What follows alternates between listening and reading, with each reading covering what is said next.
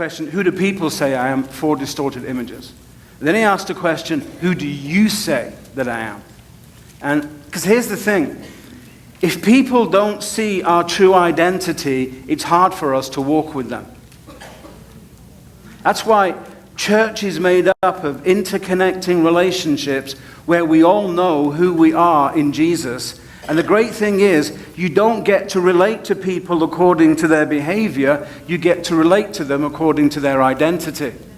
Yeah? So like speaking the truth in love. Speaking the truth in love is not telling someone what you really don't like about them and then saying, and I'm saying this in love, sister.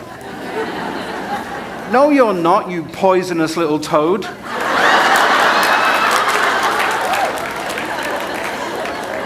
That's not speaking the truth in love. There is a world of difference between what is truth and what is true. It may be true that a person has a bad temper, but the truth is, if they're in Christ, they are a new creation. Yeah? So when you tell people what's wrong with them or what you don't like about them, you're not speaking the truth about them, you're speaking what is true. Yeah? Jesus said, I am the way, the truth, and the life. It's the truth that sets you free. Speaking something true over somebody will not set them free. It just makes them shackled even more in their difficulty and their problem. Speaking the truth in love is you are saying to people, hey man, you don't need to do that because this is who you are. Yeah? And you tell them their identity. Because here's the thing about the Lord. Whenever he connects with you with how he sees you in the Spirit, not how you're behaving. And so he's always speaking to your identity. He's always speaking to who you are. Once he tells you your persona, once he reveals to you this is how you're known in heaven, that is the way that he speaks to you from that point on. So he will always talk to you from your identity. Always. It's who he is. It's what he's like. And so accountability is not calling people out on their stuff. It's calling people up to their real identity. Accountability says, you don't need to be doing that. This is who you are. Did you forget? You forgot, right? But this is who you are.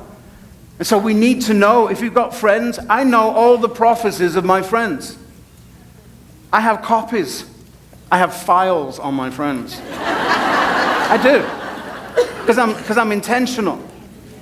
And so when I see any of my friends struggling, I'm going to that filing cabinet, I'm getting that file out, I'm looking up their prophetic words, and I'm giving them a call. Hey man, I was just thinking about you and reading that prophetic word that you got, like 10 years ago. Remember that one? And this is the thing that really struck with me right now. And I read out that part of the prophecy. And I just say, I think that's what God is doing in you right now. And so this is what he's saying. And this is your permission. And these are the things, the resources. That's a friend. Yeah? And what am I doing? I'm speaking the truth in love.